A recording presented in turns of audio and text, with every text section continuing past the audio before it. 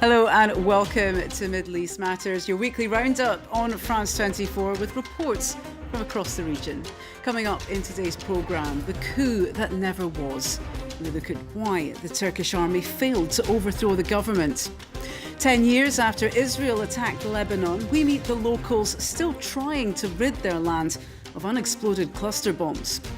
And could this be your next holiday destination? Iran is booming. We found out why. But first, it was a night of bloodshed, fear and uncertainty. Over 200 people died last Friday in Turkey as the army attempted to overthrow the government.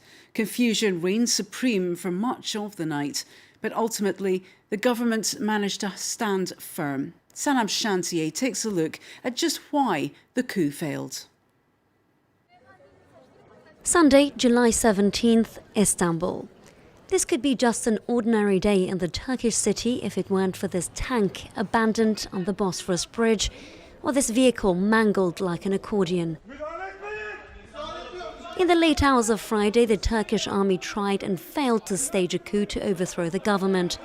What stunned the editor of the Turkish daily Zaman was that the general's takeover attempt was an amateur show.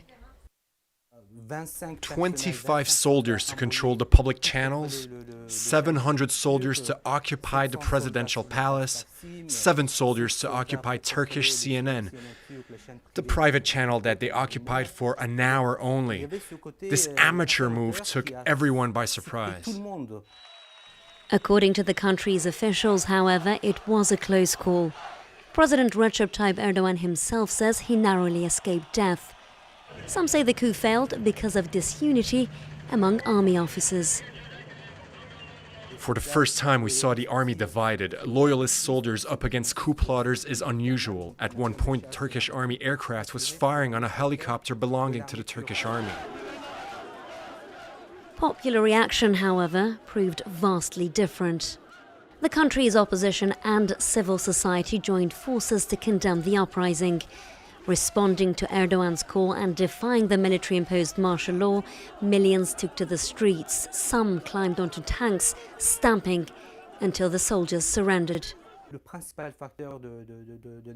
The reasons behind the success of stopping the coup in its tracks was due to the unanimous support of both civil society and the political class. Besides, did the plotters really think they would win the hearts of the people by bombing the National Assembly?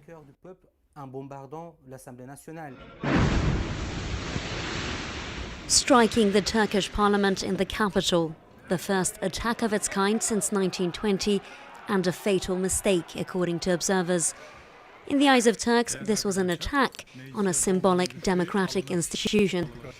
Whether intentional or not, both in and out of Turkey, some are claiming the putsch was staged by the government. But for now, little solid evidence of this conspiracy has been offered. Well, the situation in Turkey has caused concern among US and European leaders. Thousands have been detained in the wake of that failed coup. Not just soldiers, but judges and even parliamentary personnel. Well, the Turkish president, however, wants to go further and reinstate the death penalty. No one has been executed in Turkey since 1984, but as Shirley Sitbon reports, Erdogan is keen to fast-track the ultimate sanction. The idea of reinstating the death penalty doesn't shock many in crowds supporting President Recep Tayyip Erdogan. The plan is even popular. Erdogan says that a majority of the population is in favor of executing those who took part in the coup against him, and therefore he has no other choice than to follow their wishes. My brothers, as the state and the government, we hear your demand. We cannot ignore this demand. In democracies, whatever people say should be done.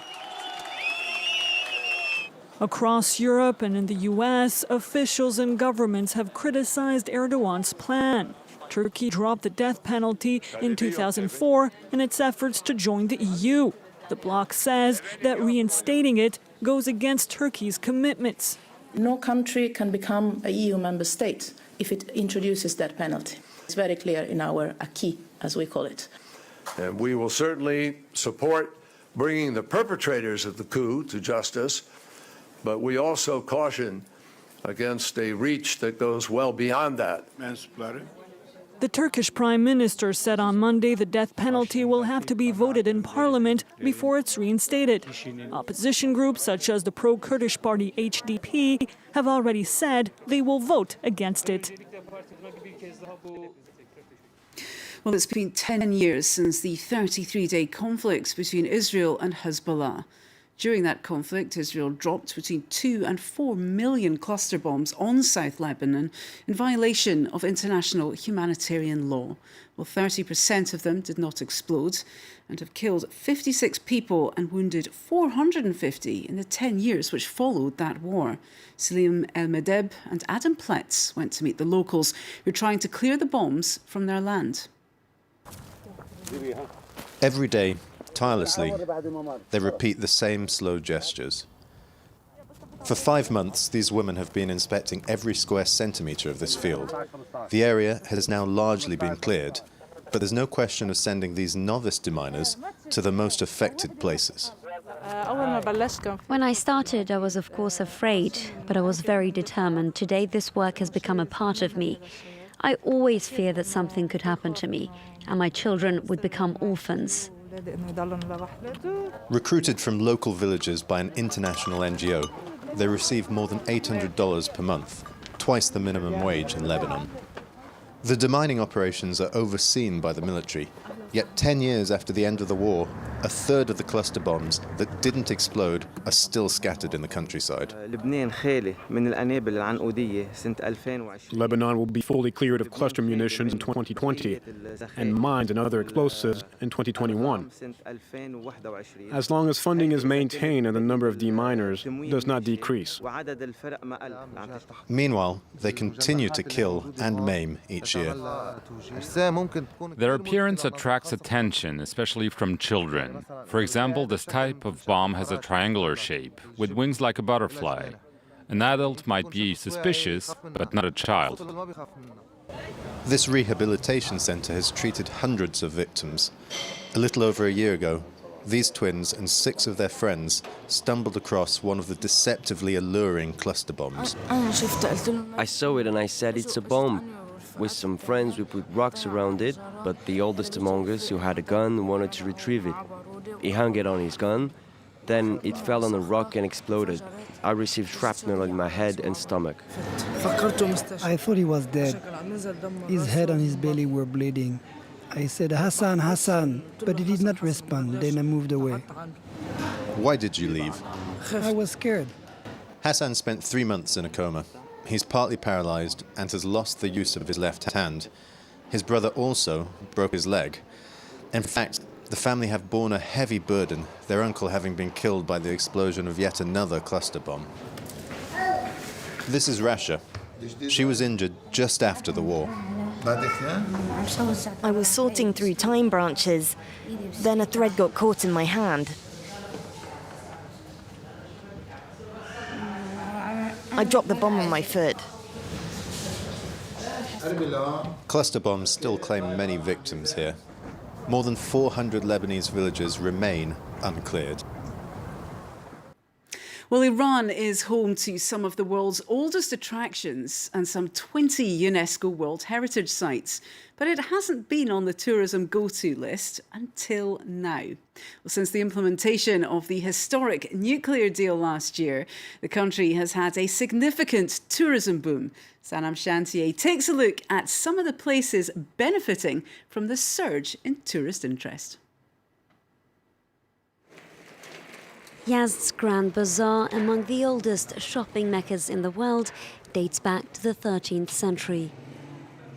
Tucked away in central Iran, it's now receiving a facelift for its new visitors that have been pouring in since the historic nuclear deal last year. The much-needed renovation is expected to complete by 2017. But for those visiting, it's still very much worth the journey.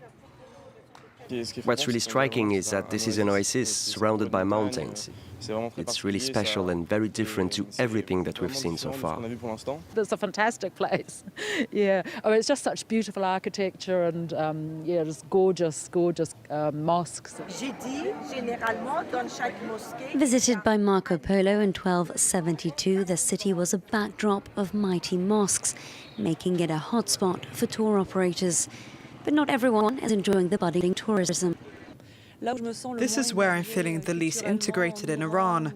Yes, the city's beautiful, but there are too many tourists. Murtaza runs a hotel which is an old converted caravanserai, a backpacker's haven, a concept that's still relatively new to the Islamic Republic. Tourism has somewhat improved in Iran. The numbers have increased. Before, 45% of tourists visiting the country would come to Yazd. Now it's 90%. Despite its countless attractions like the Dolatabad Garden and Ardash Kadeh, a pre-Islamic Zoroastrian fire temple, becoming a tour guide in Yazd is no easy feat. The image of the city relies on them. What they need from us is to have strong English-speaking skills. Our historical, geographical, and tourism knowledge needs to be up to date so that we don't provide incorrect information for the tourists, because that would be bad for our country as well as our culture. According to Iranians, the country has had a tourism revolution over the past year. The nation's goal is to receive 20 million visitors annually by 2025. But for now, demand far exceeds supply. French and English-speaking guides are currently booked up to the end of 2017. And that's all for now. It's been great having you with us on this edition of Middle East Matters. I'm Hala Mohideen. Do stay with us here on France 24 for more world news coming up.